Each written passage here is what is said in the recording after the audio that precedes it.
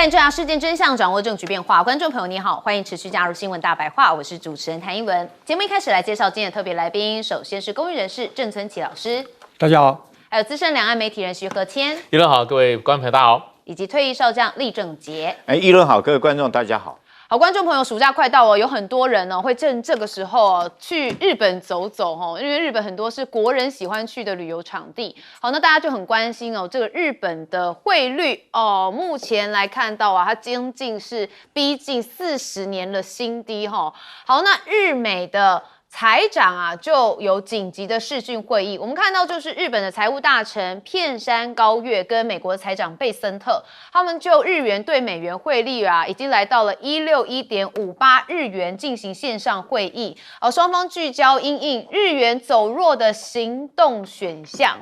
好，那为了撑日元哦，现在狂卖外国证券，日本当局干预升息双管齐下，收效甚为哦，市场戒备新一轮的抛美债来救日元的行动。好，日本可能就利用他们这个现在持有的包含美国公债在内的国外证券，为过去1个月创纪录规模的汇市干预提供了资金支持。那日本持续的抛售美债就会进一步的推高美债的殖利率，就会加剧美国金融市场的波动。好，所以你可以看到金融市场就是这样子一个要做什么事情，另外一个就会有相对应的波及那美日两国说不断积累的债务螺旋相对于中俄，也就是因为美日两国现在合计背负的大约是48兆美元的国债，那美日都正走向一个战略过度扩张。好，这个原因呢，是因为缺乏安全感跟地缘政治的焦虑。那即便他们的债务负担仍然在以历史性水平持续的增长当中。好，日本如果能跟中俄发展平衡务实关系无疑就会获利更多。好，但是现在高市早苗偏偏就只压注在川普上头，所以呢，政治还是多于经济的层次高啦。好，那片山也就是日本的财务大臣呢，在跟贝森特会谈之后，重申了日美果断行动协定，那但对日元的问题又保持了沉默。好，但我们要反观看就是中国这部分因为他们也减持了美国的公债到6511亿美元，好，这是18年来一个新低，所以呢，有人认为中国是不是早就有了先见之明，先脱手美债？那中国大陆目前他手上的王牌最厉害的莫过就是稀土好，那就是再次展现了稀土的实力，主要就是因为呢，他们强调稀土供应链的强大影响力。那在这时呢，世界大部分地区都在努力实现供应多元化。那根据国际能量总署的数据，中国占据了全球大约是90%的稀土提炼量，好，跟将近95%的永久磁铁产量。好，那美国智库学者就说现在有2家这个中国稀土的竞争对手，一个是 MP Materials 跟 USA Rare Earth 那中国列出口管制清单就是在警告美国他们正在密切的关注这一切，那也不会允许出口商向他们认为属于的军工业旗下的美企来进行出口。好，所以呢，现在中国的稀土限制确实让很多的国家蛮烦恼的尤其是日本，现在中日关系很紧张嘛它也让日本的制造商陷入困局。主要就是日本呢，在磁铁生产跟特殊材料的加工有先进技术，但是原料跟加工产品还是得依赖中国。那中国限制了稀土出口呢，就严重影响到日本的汽车、机械还有3C 的产品制造商。所以我说中国大陆真的蛮厉害这个王牌不只掐住了美国，还掐住了日本，甚至掐出了很多的国家他们要发展很多的设备或者是科技就必须要仰赖中国。好，那日本的稀土考察团呢，现在也到了格陵兰来考察，为欧洲锂业收购案增添了地缘政治的分量。那这是日本的金属跟能源安全机构，他们在7月跟8月要派遣探勘团来前往一些矿区，评估稀土的储量潜力。好，那这些重稀土是电动机、风力涡旋机跟国防装备的关键材料。那到底能不能有后续的发展，不知道但是美国其实对稀土上面是蛮努力的但现在看起来也没看出一朵花来好，那高市早苗现在是不是泥菩萨过江呢因为呢，美日的联合军演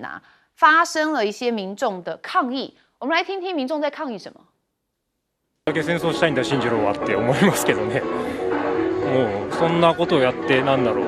防衛力って言って軍事的な強化を競争し合っても何もいいことないと思うんですよね。あえて緊張状態を、上げるというか、そんなことをするよりまずは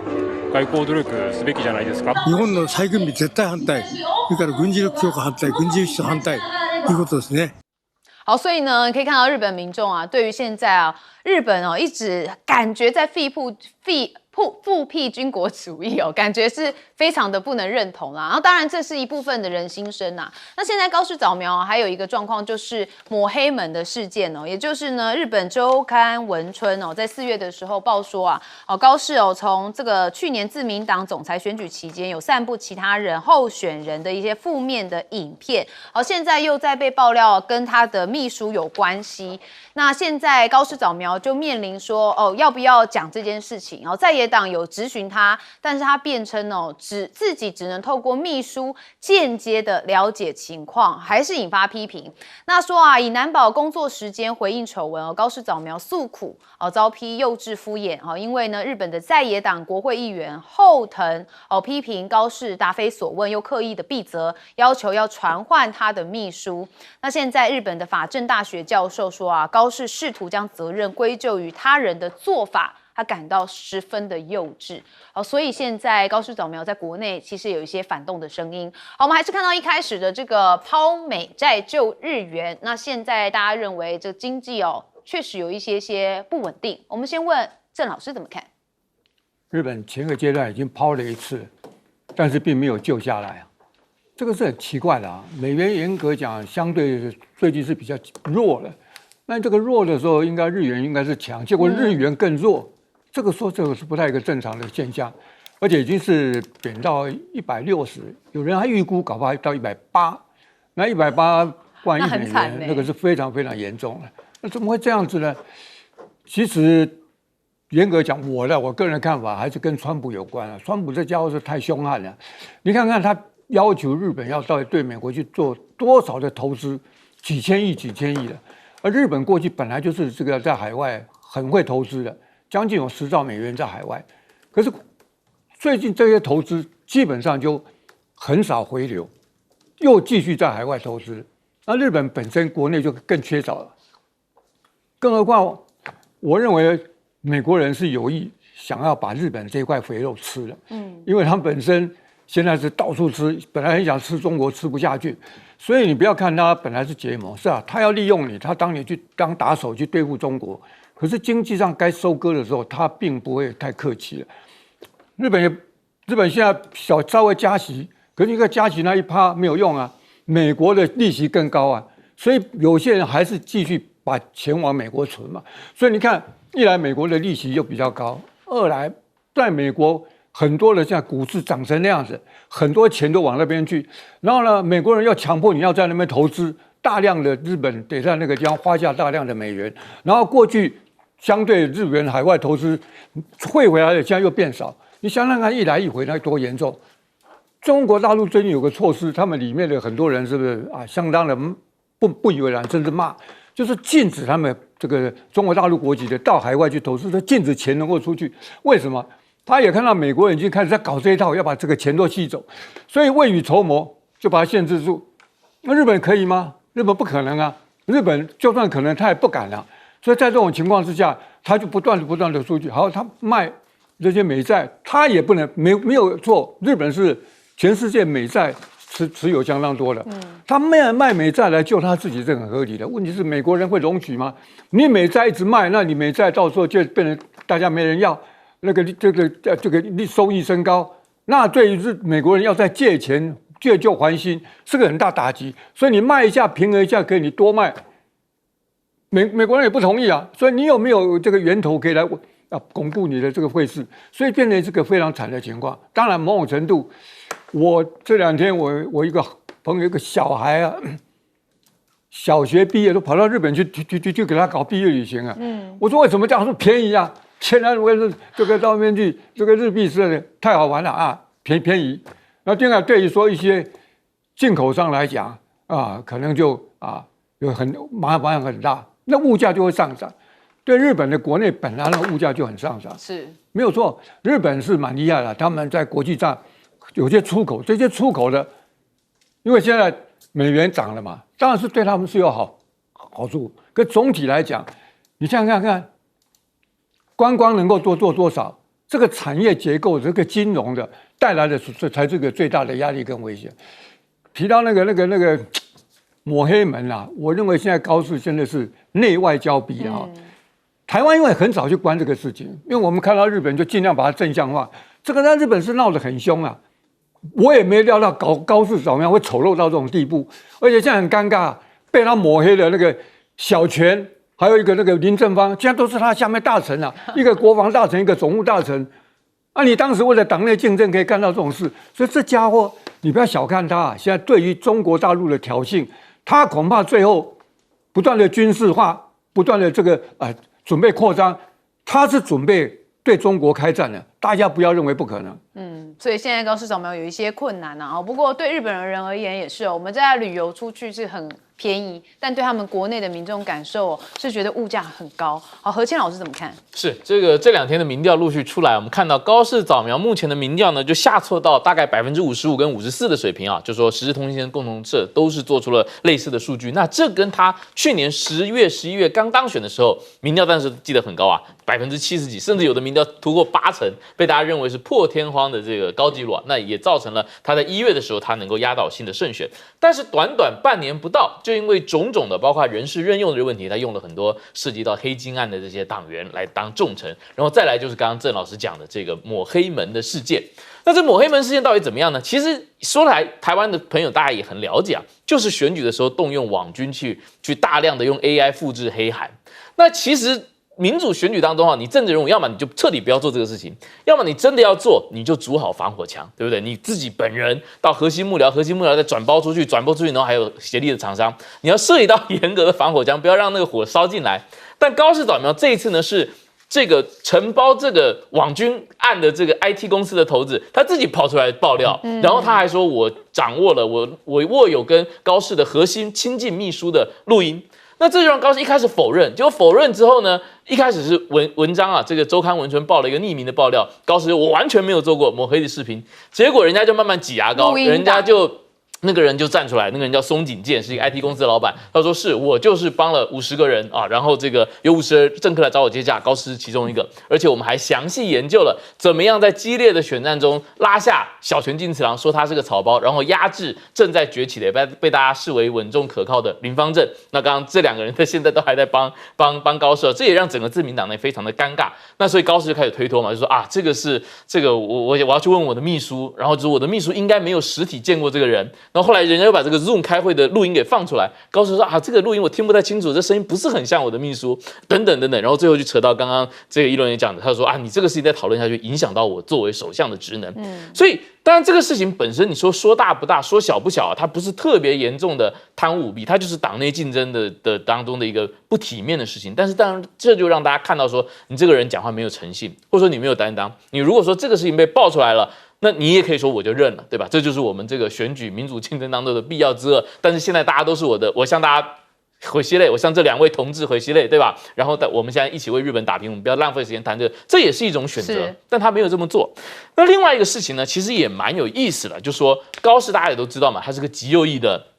政治人物，虽然他是女性，但是他非常反对日本的天皇未来由女性来继承。那最近日本的朝野啊，正在推一个事情，叫做去修改皇室成员的典章条例。因为日本的皇室成员现在太少了，所以他们尤其是这个皇位未来的继承人选啊，备位的继承人选现在只剩3个，其中一个是这个现任天皇90岁的叔叔，那当然他不太可能了。那其次就是这个现任德仁天皇的弟弟悠仁跟悠仁的儿子是在这个天皇继承顺位上的。但很多的日本民众就说，那德仁的女儿爱子公主，大家很多人很喜欢啊，那为什么爱子不能继承呢？但是高市他本人以及他背后的这个强烈保守派的团会就是反对由女性来继承天皇的。所以最近日本这个虽然说他修改一些皇室条例啊，说要可以让皇室去领养一些被处为平民的公家的这个男孩子作为养子，但是就没有去解禁女性可以继承天皇这一块，这大概也让日本的民意啊对高市颇为不满。因为女性哦，现在看起来是有高涨哦，对啊 ，woman power 哦，所以可而且能有一些女性可以当首相，为什么不让女性当天皇？是，所以可能有些日本民众也是有一点点微词。好，将军怎么看？我觉得日元这次的贬值是没救了。这个螺旋，没救了它会是螺旋式的继续再往下坠第一个我讲为什么这次日元会严重这么贬值？大概在5月份的时候，日本央行还极力想要 hold 住。在155左右那时候央行总共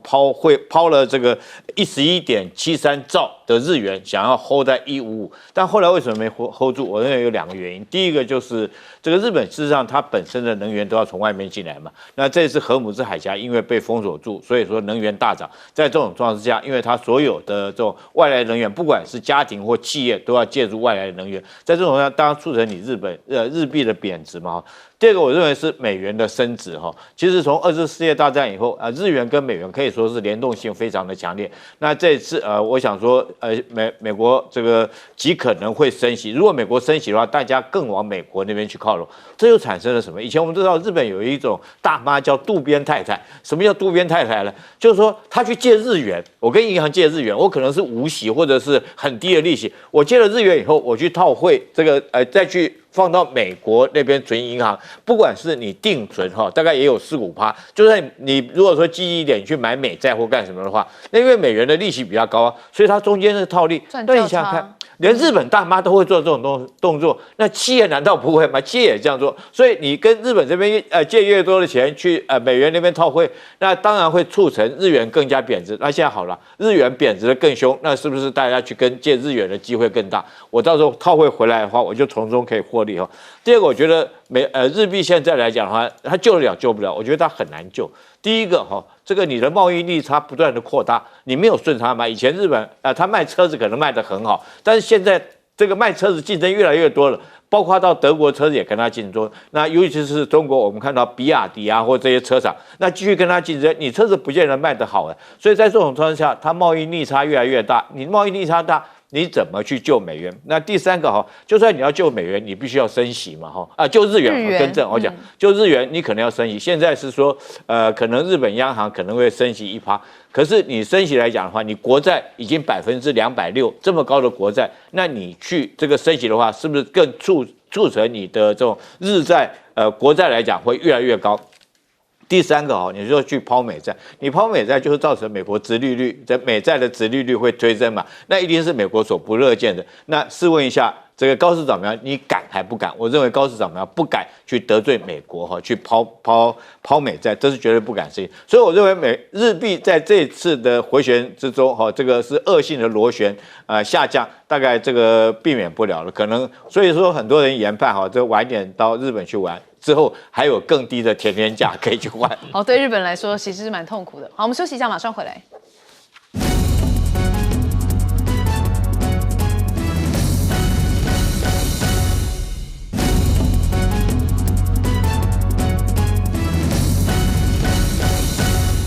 好，现在中国大陆的辽宁舰有新的动作，我们带大家来看就是人民海军官委22号对外发布的，说海军辽宁舰这个编队圆满完成了远海实战化的训练，也已经回到了母港。好，我们就从同步发布的影片画面显示训练期间日舰机多次的近距离跟踪监视，而且滋扰挑衅，甚至能够清楚的看到日方的舰艇上面的装备。所以呢，就说这个现在日本的舰机有一些动作在跟中方较劲吗？好，那中共的辽宁号再度现踪，那20号有通过宫古海峡返航，这是根据日本防卫省统合幕僚监部20号发布的最新监控资讯，说海上自卫队在冲绳县宫古岛东方大约130公里海域，发现了辽宁号跟2艘的飞弹驱逐舰穿越了宫古海峡进入东海，显示这一支的航舰战斗群的远海部署已经接近到尾声。那同样根据日本防卫省公布的资讯，说海上的自卫队于20号凌晨发现中国海军3艘舰艇，包含辽宁舰、航空母舰以及1艘055型飞弹驱逐舰，还有1艘052D 型的飞弹驱逐舰。那冲绳本岛跟宫古岛之间的海域也进入到东海，代表为期将近1个月的远海长训即将告终。好，那对于中国军舰的动态呢，日方随即也派遣的是第5水上战队所属的驱逐舰朝日号跟 P3C 的反潜巡逻机来进行戒备监视跟情报搜集。好，中共呢现在首度公布辽宁舰它遭到日本自卫队的基舰滋扰挑衅，其实日本这边有回应不过在2个小时之后很低调，好，才依惯例公布了辽宁舰编队通过宫古海峡的讯息，那没有对中国批评提出反击跟说法。好，但有人认为这个中日关系持续的往下坠，好，现在擦枪走火会不会就近在眼前呢？好，我们还要看到就是在 G7 上面其实呢不只是川普跟梅诺尼还有高市早苗的互动，其实他跟印度总理莫迪其实他们的关系大家也一直觉得有一点微妙。好，首先呢，因为美国现在把印太战略变成是太平洋战略嘛，所以呢就把印度排除了。所以在 G7 峰会上面，大家也很关注莫迪跟川普他们虽然在讲台上面有清楚的看见彼此，但相顾无言，也没有主动的握手。哇，这气氛相当的微妙。那甚至美印之间有一些会谈，那会谈的时候，我们也之前有听到嘛，川普大赞印度总理莫迪，还说他是 angel 嘛，好，那莫迪露出一脸尴尬，所以美国媒体还分析说莫迪的内心一定在想说这麻烦到底在说什么？好，那美军现在打造太平洋独立司令部要应对复杂的战事布局。好，过去是印太那现在变成了没有印，只有太平洋，就被认为说是不是跟印度的关系呢，可能有一些变化。好，那印度呢？他们自己要想方设法现在要找盟友了。我们看到莫迪总统说他即将展开3国的访问，那到雅加达，再到惠灵顿。那说他的此次3国之旅是要深化印度跟印太地区的伙伴关系，加强贸易、技术、国防、区域安全等领域上面的合作。那王毅则是会晤了印度国家的安全顾问，那也称中印交往是逐步恢复，希望能够珍惜外交的成果。那他们的安全顾问叫做多瓦尔会晤。那王毅说，印度是中国重要的邻邦，在习近平跟印度总理莫迪共同指引之下，中印的关系逐渐走出低谷，恢复到过去的改善轨道。好，大家有发现吗？这又是一个三角关系，美中印只要美国跟印度比较好，跟中国大陆之间就有小冲突。好，但是现在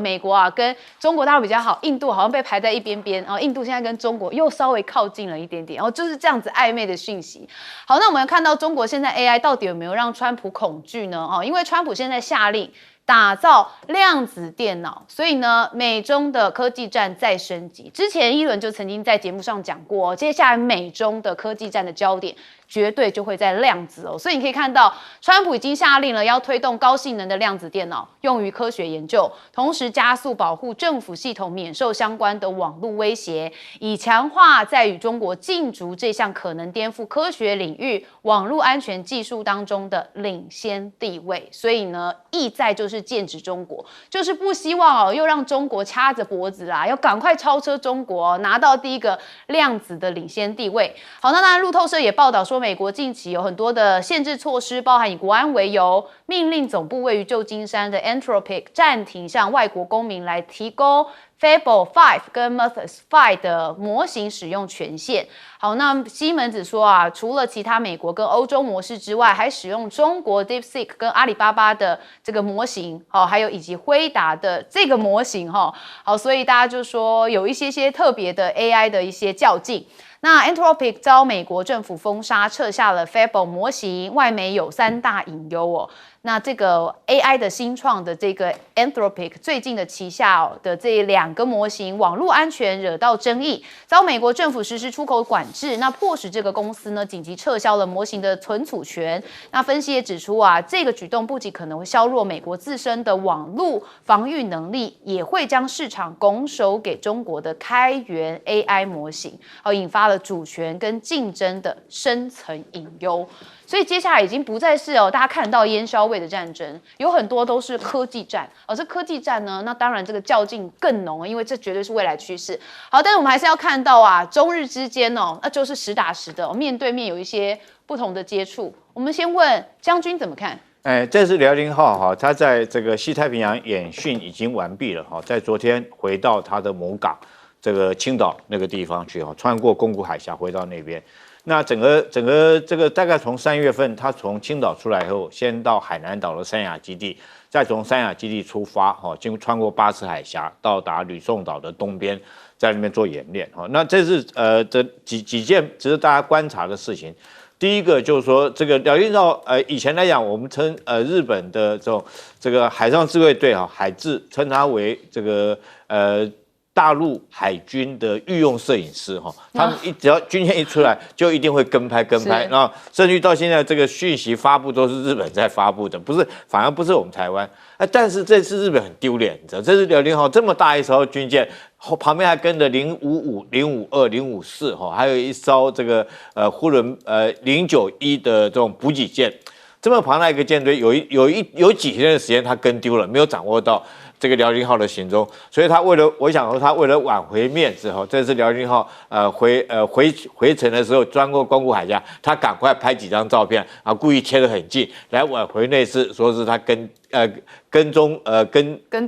着监视，然后跟丢了那个很丢脸的事情。那这次辽宁号出任务还有几个这个可以观察特点，第一个就是它的战机的起降，它是歼15T，我们看到歼15T 战机起降。那我有看到这段影片这段影片还有一个特点，有一个亮点是什么？是这个运油20在给歼15T 加油，实施空中加油。那代表说是辽宁号如果说是遂行这个反介入区域拒止，也就是在这个第一岛链的外围西太平洋实施反区域戒指来讲的话，它的作战半径，它的舰载机作战半径可以更长更远，因为运油20，当然运油20不是从辽宁号起飞的，它可以从本土起飞在这空中替这个舰载机来交油，这是第二个特色。第三个就是这次来讲，原来辽宁号出去的时候，大家就要注意观察，因为央视官宣里面有说歼35这次是不是他用一个问号了？有没有跟着出去？但是这次我特别去观察那影片居然没有看到歼35到底是这个军方来讲，现在基于保密还不将歼35放飞的这种影片放出来，还是说这次没有在这方面做测试所以我认为那还有最后我讲一个很巧的事情，为什么选择在昨天结束，你知道吗？因为环太明天开始所以大陆辽宁号想说，我不要在那边让你跟你美国争这些风头，然后避开这个太平洋的纠纷，我先回来。那你美国为首的环太明天开始在这边演习，那等到环太演习完之后，会不会山东号、福建号出来双航母演练？所以这个中美双方在太平洋跟在跳探戈一样，你进一步我就退一步，我退一步你就进一步。那后续我们有待观察。好，郑老师怎么看？印度当然是非常重要的一个国家了，印度跟美国的关系也是会影响很大。可是看看印度，它本来是个不结盟，他认为是个大国，而且过去严格讲比较偏俄国。可是自从这个川普上来之后，那个印太只是奥巴马就开始了，印度就觉得有机会，就开始往美国倾，稍微有点疏离俄国。那这个就是很大的变化。你可以看到过去这个美国跟印度联合，就是要恶心中国，就是要包围中国。那趁机，印度也捞了很多好处，什么投资什么让自己地位提升。但是川普这个人是完全商人，只有利益，没有朋友。那大家有共利的时候，看起来是好好的。可是川普开始贸易大棒打下去的时候，印度就受不了了。不是朋友吗？川普管你那么多，他们到现在贸易谈判还没有结束。川普这个人到处吃人，我们经常看到印度人听说做生意是很厉害的，谁进印度谁被坑，所以川普经常讲说他是个硬骨头是我少数啃不下来的，所以对川普来讲说非常觉得莫迪都不好搞。可是对莫迪来讲，那个印巴战争之后，美国人实际上是并没有在挺他，让他们很难堪。更重要的是，美国人要求他跟俄国的关系疏远，原来。俄国因为油卖不出去，印度大买，然后中间的转手赚得盆满钵满。美国给他施压，他就跟俄国保持距离，一保持距离，中东战争一爆发，好那惨了，印度油源来源就没有了。不止这样如果打起来的时候印度自己还遭殃前阵子美国在那边轰炸警告印度的船被炸到了，被美军炸到，上面有3个。印度的这船员，所以他们这次碰面就很奇怪了。以前很好这样子，川普这个人的嘴巴你看这2天英国的首相已经要辞职，他讲说，他是个好人，我跟他关系很好，但是我在中东战争他不配合我，这家伙就是这样。然后就讲说莫迪人很好，你看五官长得很端正，但是他是个硬骨头，不好搞。然后要握手不是握手，他就这样弄他一下，肢体语言都已经很清楚反应了。印度也学乖了，发现说过去这个偏袒是错误的，开始调整回来。他最近跟俄国开始在那边跟缅甸就发现不对。他这一次在 G7 主要是跟一些中等强国，跟加拿大、跟英国，大家谈一些关系，谈一些交易。过去靠着强权，认为跟美国贴近可以弄到好处，结果一头脸，灰头土脸。所以呢，这个时候王毅再过来跟他握手，还是回到不要那么样的片面，完全以美国为马首是瞻。这一次吃到亏，总算比较恢复正常。本来就是嘛，这鸡蛋没办法放在同一个篮子当中嘛。其实国际政治也是必须要分散风险哈。我们中华民国也一样。何清老师是这个美国的太平洋司令部他从把名字隔了8年又变成印太司令部，又改回太平洋司令部，其实也体现了美国一个所谓战略收缩的氛围跟战略收缩的思考。其实我们讲印太战略，大家记得是川普，但实际上他是安倍的原创，对已故的安倍，他当时就说美国要日本、澳洲这3条线在西太平洋是拦不住中国大陆的崛起的，必须加上一个人口有14亿的印度来把这个围棋的围歼之局或这个对中国大陆的铰链上得更全一点。但是经过10年过去10年从川普第一个任期2016年到2026年的实践我们可以看到美国忽然意识到说，对抗中国大陆的崛起好像不是他现在优先的国家目标，他优先的国家目标还是要把有限的资源跟能源聚焦到自己的国内，所以抗中这件事情变得似乎并不在议程的这么前列。那第二个呢，过去在这个拜登时期，从奥巴马时期到拜登时期，民主党的政府他都去有意无意的去强调所谓世界有一个民主世界 versus 威权世界的这样的对抗，所以在这样叙事下面呢，美国就有很强的意图说，那我们要帮助世界上所谓人口最多的民主国家支棱起来，要不然让这个14亿人口的印度也走上经济发展的快车，来证明就是说，这个西方式的民主制度是比中国大陆的制度更有优越性的印度作为一个人口大国也可以发展起来，发展甚至可以比中国大陆更好。所以在拜登时期，我们其实就可以看到有非常多的产业转移跟技术转让，包括在 AI 在半导体在航天航太甚至在刚刚郑老师说的，原本印度的军火的盟友是俄罗斯，但美国就说没关系，我们也开始教印度人做先进的军火不计前嫌的去做。那但是这一盘棋呢，到了川普重新上任之后，又全部打翻了。川普这大家知道嘛 ，MAGA 的意识形态是要 invest USA， 是要投资美国，要把制造业带回来，怎么可以说把我们有限的资源跟岗位都投去让印度人去做事情呢？这是第一个。那第二个呢，除了要把投去海外的这些高科技拉回来美国，在美国本土自己做之外，美国还有一个很头疼的事情，就是说非法移民或者说合法移民，其实 MAGA 也是反对的，他反对非法移民偷渡入境，反对合法移民来抢美国的中低端的白领或蓝领的工作。那印度人其实是美国就业市场里最有竞争力的外来移民，所以川普也给这个印度的，包括用 H1B 要收10万美元或者是对这个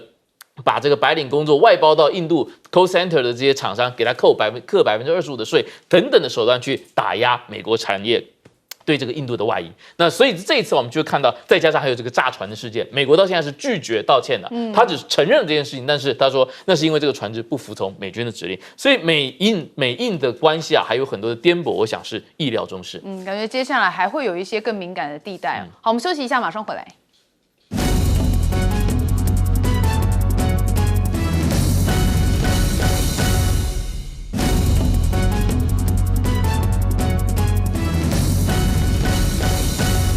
好，我们还是要看一下美伊现在谈判的进度内容因为也牵动着整个全球的能源跟金融市场的走向。好，我们先看到是卡达液化天然气枢纽竟然爆炸了。好，我们看一下画面这个是他们位在这个拉斯拉凡工业城发生爆炸，而且造成了54人受伤，18人失联。那这件事情当然就牵动的是全球能源的市场动荡，因为卡达是全球最大的天然气生产国之一。好，我们中华民国的天然气哦，也都来自这边。好，那卡达天然气设施爆炸，那能源部长是说啊，那现在造成的是13人死亡，66人受伤。那这是一起意外事故，不会影响出口，那也不是蓄意的破坏或是敌对的行为。好，但是因为现在中东啊，美伊的战争还不算完全的告终，所以呢有蛛丝马迹有一些讯息，大家就会比较担心。好，那但爆炸还是有一些疑问存在所以呢，卡达一再强调意外。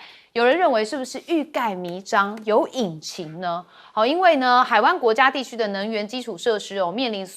前所未有的压力。虽然目前没有证据证明这次的爆炸跟先前的军事事件连接起来，但是外部的战略袭击重要的基础设施事件是十分常见，所以就引发了讨论。好，所以呢，现在在战争期间因为还没有完全告终，大家对这件事情是有觉得有一点猫腻的。好，我们就回过头来看美伊的谈判因为副总统范斯说美伊的谈判非常成功。好，因为伊朗呢同意恢复原能总署的查核。好，但是伊朗这边说我们现在确实同意设置赫姆兹海峡的电话热线，可以直接跟美国来进行沟通。好，但是美国不是有要解冻伊朗的这个资产吗？听说在里头，美国希望伊朗也可以买他们的农产品。伊朗这边回应说我们不会买的所以你可以看到美国做任何事情都以他们自己国家的这个利益为最大考量。好，那川普称说伊朗如果不遵守协议，将会采取必要的行动。那现在美国的风光渲染谈判成功，但事实真的是如此吗？因为我们还是看到很多画面包含是范斯他好像被卡达当场无视。我们看到相关画面这个范斯一脸囧样那当然就是认为这是有点屈辱啦。那阿联的政治分析师说从双方进场的顺序，其实就能看出在这场谈判当中握有筹码的是谁。那也可以看出谁踌躇志满，谁求和心切。那美国代表团远比伊朗代表团早进场，其实就充分的说明了在外交场合握有筹码的那方不会在会场等待对方。好，那这位分析师还讲说伊朗的外长是最后才姗姗入场，而且拒绝跟美国握手。那这是现代史上面没人敢让美国干等并祈求谈判。那这是伊朗刻意为之。他说范斯这时就应该直接返回华府。伊朗呢竟然能在美国这个世界舞台上面看起来如此的弱小，很多人是感觉上变成这样。那伊朗向中方有通报美伊的谈判进展。好，那王毅呢也有特别提到说愿意来协助中东的和平，那希望能够止战那中国呢在中东的角色也被认为好像更胜美国一筹。那目前在川普的国内他因为今年有中期选举所以呢很多的事件，尤其在国内也引发关注。那现在看起来，芝加哥周末的20多起枪响川普又开炮了。好，那他现在呢是重申派遣国民兵进驻的构想，然后让芝加哥历史悠久的治安防治跟联邦介入议题再度成为了政治攻防的焦点。那之前白宫这个80岁川普生日的时候，不是有这个格斗赛事吗？那有说被 FBI 拦截阴谋案说再逮2名男子，所以现在有7人是被起诉了。那有民调显示有近30%的受访民众是随身有携枪的，所以不安全感很重也就是民众携枪的比例持续上升。那美国多地又重回像是狂野西部这一类的无秩序状态。这当然也跟他们的领导人很有关系啦。那我们还是看到了美伊的谈判卡达的这件事情因为这个攻击能源设施通常呢都会被认为是刻意为之那现在卡达似乎也有在隐匿信息吗？我们先问将军怎么看？我也是认为说是有人刻意为之，是不是？你看看这次爆炸，时间就这么巧，刚好在美伊谈判的时候发生爆炸。那你说是意外？平常讲，你要用意外2个字去说服全世界，我觉得是很难的。那如果说是有人刻意为之，我们来猜猜看这个人是谁那当然我们当然会联想到是不是要破坏美伊谈判的这个人。讲到破坏，我只想到一个人，BB。对，我觉得议论你真的是，我也是想到 BB 那但是以色列对卡达发动攻击搞破坏不是第一次在2025年9月的时候，那时候这个在卡达就是举办这个和谈，就是哈马斯跟这个以色列在那边跟美国在那边举办和谈的时候，这个那时候以色列就公然派飞机去炸卡达了，大家还记得那次事件吧？哈，那会不会又这种类似这种事情又重演？哈，这个 Bibi 想要搞美伊之间的和谈，让他搞破坏，让他破局哈，故意用什么样的方式造成这场爆炸？因为到现在为止，这么大一场爆炸造成的是全世界能源的恐慌嘛，在这种状况之下，我觉得卡达又不愿意说明原因哈，但我想说无风不起浪了。如果跟美伊连在一起，是不是以色列这个想要破坏美伊之间和谈？那我们看哈，这次。这也就是难怪为什么卡达进场的时候摆个臭脸给这个美国范斯来看呢？为什么？因为你美国保护不了我嘛，你美国3不5时的就放手让以色列来攻击我。2025年那次就是这样嘛。那美国这个说。提供这个卡达安全上的维护哈，不管是这个导弹、飞弹，都是买美国的。结果以色列飞机飞过来，那个警报都没响，战机那个讯号都没有。那所以说卡达这次如果说他认为说你们又来搞这么一次，他当然摆个脸色给范斯看哈。那我们看外交上面有时候这谈判一定很讲究双方的这种礼节跟礼仪，讲究对等的关系。那我们这次看到哈，这个范斯被羞辱到这种程度，伊朗的这个谈判代表。故意晚进场，我觉得那是故意晚进场，就是羞辱你这个美国的谈判代表，美国副总统范斯。那我们从谈判的几点来看，我觉得美国这次真的是这个输得很彻底了。第一个有关这个浓缩铀的问题哈，现在美国自己讲的是说，我们原来是说美国要去夺取浓缩铀，后来又说交给中国或者是这个俄罗斯，他都不同意，他说要交给我美国。那最后是说由伊朗自己来处理。那现在美国自己的说法是说，交给伊朗来处理，降低浓缩铀的浓度，那由这个国际原子能总会进去检查。就没想到伊朗马上打脸说没有，我们没有要答应让国际原子能总会进来检查哈。那现在唯一可能达到有2点，就是第一个。这个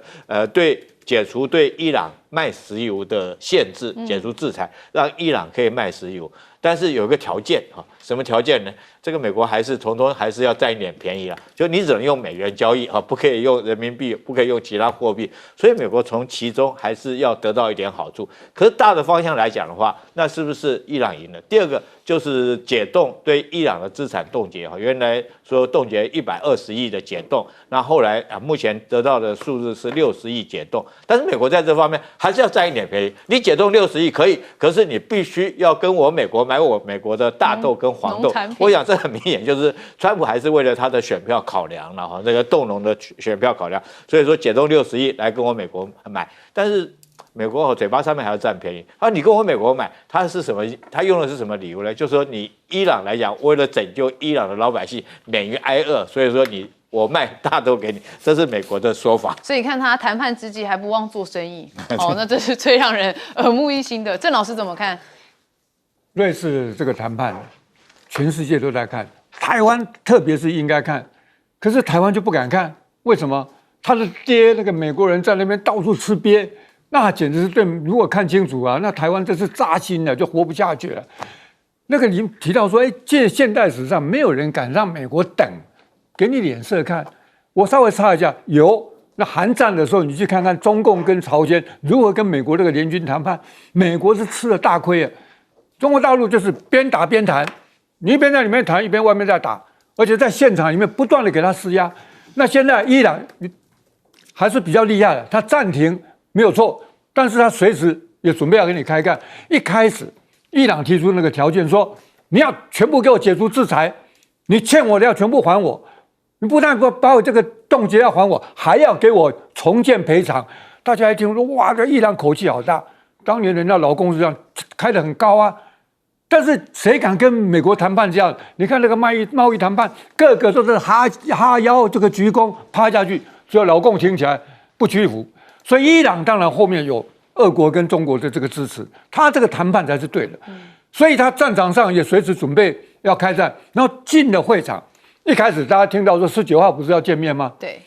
范斯跟特使已经要准备出发，伊朗说我不去了，就延后了，就延后面再延。然后到了就开始谈的时候，要合影要留照，大家跟美国人，你看那个高市早苗，还有个抢到那个意大利女总理。还被川普漏气，说抢着跟我合照，伊朗说不要照，要合影免谈。你看，那么他们就很尴尬了。然后呢，开始进入谈的时候，川普就想说，他玩2手，他在美国就在自媒体说，你伊朗如果不怎么样，我要对你怎么样？伊朗一听，停止谈判，撤出去了。我看那个巴基斯坦的总理一下子脸都懵了。巴基斯坦在这个总理到了现场，跟卡很用力、很用心，不断的磋商。伊朗停止谈判了，这才是像样的事情啊！一磋商再回来谈，总算有个成果。所以你看看，但是为什么要这样子？伊朗已经吃到这，跟美国人好言好谈没有效果。另外是美国人随时都翻脸。你看看那个副总统范斯怎么样对他国内讲，说这一次那我们对解冻，本来是人家伊朗的钱哦，你凭什么把人家冻结？是抢啊！他说如果这次谈判解冻之后，大家放心，这个钱一定要买我们美国的大豆，买我们美国的东西，农产，有这种人啊。所以美国人当然是到处吃人，到处要这。他是吃干抹净，这次是不得已，但是客气一点而已，很好。但大家看到，他不是横行无阻的，他也会低头的。台湾要从这里面看清楚真相，不要天天像那个，哎呀，那个什么郑丽君这样去趴，有用吗？你什么都没得到嘛。而且老师怎么看？是这次万斯去啊，被吃了这个排头，我想是伊朗人精湛的展现了他们的一个谈判技巧跟临场的反应。因为我们看到居中协调的巴基斯坦总理这个夏巴斯切里夫真的是很惊讶，我想事先他可能连跟东道主，连跟这个谈判的斡旋方都没有通气，就直接这个伊朗的外长直接到了去，直接拒绝了握手跟合影的环节，直接告诉巴基斯坦的这个斡旋方就说，我们不接受 Trump 在谈判前夕对我们的这个羞辱跟对我们这个警告，因为当时的之前会有这个瑞士的谈判，是因为大家电子隔空签了14点的备忘录嘛。14点备忘录里面讲什么？一、停止一切的敌对行为，包括在黎巴嫩的敌对行为；二、互相尊重领土跟主权完整，就说你要尊重我的国家的跟政权的存续啊，这样我们才有坐下来谈判的前提跟基础。如果你川普天天就在我们要谈判，就你们威胁说你不打开这个海峡，我们就要把你这个国家炸烂，甚至你这个谈判团队连回去都回不去。那这种威胁，伊朗就说那我开始就不接受。那所以我想万斯啊，就刚刚两位也都说到，万斯他没有马上离场，他没有说看到伊朗人转身走人，那我也退席抗议。万斯不敢做这个事情，那留在那边其实气势上就矮了一截。那我们在看到这次伊朗的这个主谈代表啊，是这个叫做加里巴夫，是伊朗的伊斯兰议会的议长。那他就不断的在做了很多的媒体造势，我们看到非常可以说非常沉重，但是也非常有技巧，就是说他不断的把在这一次美以战争刚开战的时候，大家可能还记得，在伊朗南部有一个叫米纳卜的城镇，那有一个小学。就有168名师生在伊朗一开战就被炸了，那个小学就被对那也有一些男童后来发现这个那这个卡利巴夫呢，他就去的时候，他就在他的社交媒体上，大家可以去看他的Twitter， 他就做了一个视频，就说我上这个飞机，我来谈判，但我绝对不会做出任何羞辱我们这些遇难的小朋友的事情。他甚至有用一些 AI 的镜头，让这些小朋友跟他一起乘机，然后他甚至还带了小朋友的书包啊，就是弄了一些学童的书包放在飞机上，跟他一起飞过去。那么在谈判的途中呢，他还打电话给其中一位罹难的小朋友的家长。然后去跟他讲，就跟他说，我相信这些小朋友跟我的精神是跟我同在的，然后我是带着他们的祝福跟他们的这个力量来跟美国人进行谈判。那当然了，你要去在这个任何一个国家，当打仗打到一半要去谋和，要去停火协商，各自要做出一些妥协，主谈者也会有很大的压力啊。人家说，那你是不是卖国呀？你是不是背弃了我们的战士啊，或者是我们这些殉难的人